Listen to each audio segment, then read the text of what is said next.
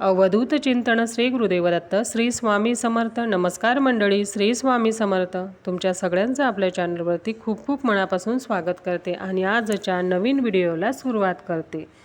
स्वामींना काय मागावे, कसे मागावे?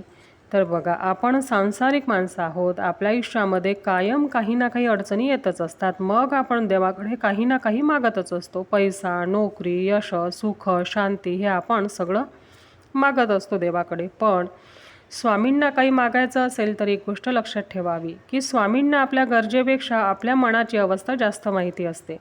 स्वामी समर्थ महाराजांकडे सर्वात आधी मागायचं असेल तर ते म्हणजे शुद्ध बुद्धी। कारण चुकीची बुद्धी असेल तर मिळालेलं यशही आपल्याला दुःख देतं। योग्य निर्णय घेण्याची बुद्धी, संकटांना सामोरे जाण्याचे बळ आणि उत्तम आरोग्य।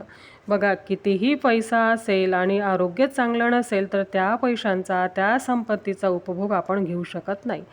कारण सकाळपासून औषधं घ्यावे लागतात, त्यात पथ्य, हे खाऊ नका, ते खाऊ नका। तर उत्तम आरोग्य हीच तर खरी संपत्ती आहे। त्याचबरोबर सद्बुद्धी, धैर्य, संयम आणि योग्य निर्णय घेण्याची क्षमता हीच तर खरी संपत्ती आहे। आपल्या मनातील इच्छा स्वामींना कशी सांगावी? तर बघा, सगळ्यात महत्त्वाचं म्हणजे स्वामींचा फोटो किंवा मूर्ती आपल्या देवघरामध्ये असायलाच पाहिजे।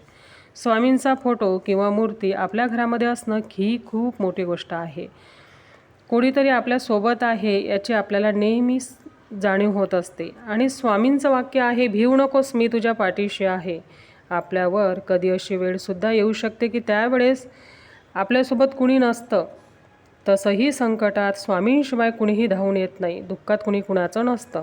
पण आपले स्वामी आपल्यासोबत असतात। म्हणून स्वामींना फक्त पैसा, गाडी, बंगला मागू नका। स्वामींची साथ मागा, स्वामींची जास्तीत जास्त सेवा करण्याची बुद्धी मागा आणि माझ्याकडून स्वामी महाराज तुम्ही ही सेवा करून घ्या असं मागा।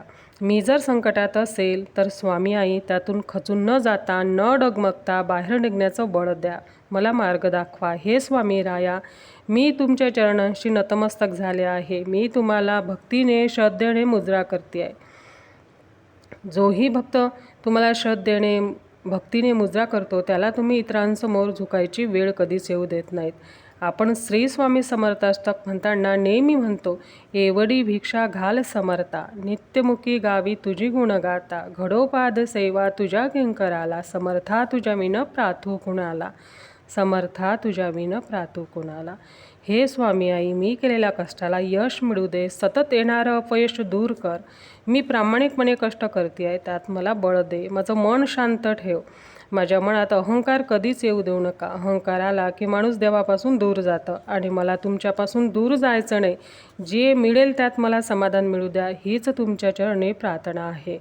स्वामी समर्थ महाराजांकडे काहीही मागण्याआधी हे नक्की मागा की स्वामी महाराज, मला तुमच्यावर पूर्ण विश्वास ठेवण्याची मला शक्ती द्या। कारण ज्या दिवशी विश्वास आला त्या दिवशी मागणं संपतं आणि स्वामींची कृपा तिथून सुरू होते।